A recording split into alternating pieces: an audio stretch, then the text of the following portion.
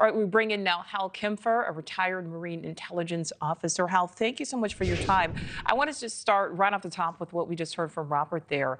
Hamas claiming that these 3 family members were killed by Israel's bombs. The IDF cannot yet confirm it. Do you think we will see an extension of this pause in fighting, knowing that everything is so fragile, as Robert said? Nichole, the Qataris, which are the interlocutors on this, the ones talking directly to Hamas, seem to be very optimistic. Bill Burns, the director of the CIA, his Mossad counterpart, and the head of Egyptian intelligence are meeting with the Qataris in Doha. They've been pushing for an extension. As of this morning, Hamas has said that they're amenable to an extension. How long that will be is something they're still working out.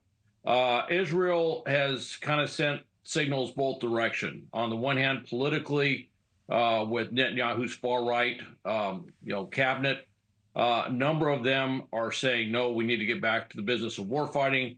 Netanyahu has also kind of made basically statements to that effect. With that said, there does seem to be a little bit more flexibility. So we might see an extension.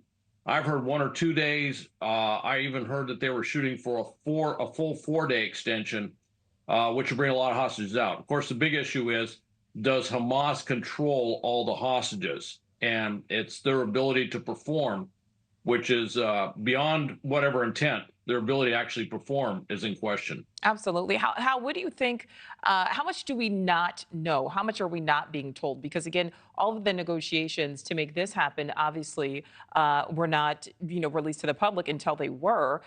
But for example, what is being done right now to make sure all of the Americans can come home safely? Well, that's one of the things that Bill Burns is working on, to the great disappointment of the White House and everyone else. They have not been releasing the U.S. hostages, except for one little girl. The others, as we saw, did not show up in the last hostage release, apparently not going to show up in this next hostage release. It could very well be that Hamas is holding on to them, where in their minds, hostages are simply leverage, they're bargaining chips, and they don't want to let their U.S. chips go right away, which is another reason that we want to extend this, because we want to get our people out. The other thing, too, though, is they're trying to figure out, this will start to get beyond, depending on how many days it would be extended, it would get beyond women and children. And there's not a negotiation that is clear, a ratio of Palestinians released to Israelis for men and soldiers. And there's a few hurdles that have to go on there. So they're keeping it quiet for a lot of reasons. We're trying to read the tea leaves, if you will. But there's a lot of momentum for extending this maybe 1 or 2 days longer, perhaps even more than that.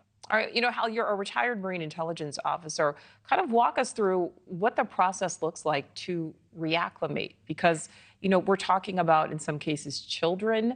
Many of these hostages literally lost everything. Many of them saw family members brutally killed in front of them. How do they reacclimate? Well, the U.S. has had a lot of experience with this over the years. We do a much better job than we used to do, say, decades back. When we bring them back, there are certain things that we do to increase their comfort level. Of course, having them see loved ones right away is a big thing, but then also giving them what we call a lot of quiet time, time where they don't have a lot of external inputs, if you will, stimuli that could trigger things, and letting them slowly work back, let them talk through. There are going to be counselors, therapists that will work with them on the psychological side. Of course, the physical side is another thing. They're getting a lot of medical treatment as well. But it's a gradual process. PTSD is a very real thing. And certainly all of them are suffering from some degree of this, depending on what their situation was. So there's a whole process in place. And it doesn't just go away in the first couple of weeks. It's something that goes on for a very long time, and they track them to help them work through all these issues. Absolutely. Thank you for watching. Go to newsnationnow.com to find News Nation on your television provider. And don't forget to click the red subscribe button below to get more of News Nation's fact-driven, unbiased coverage.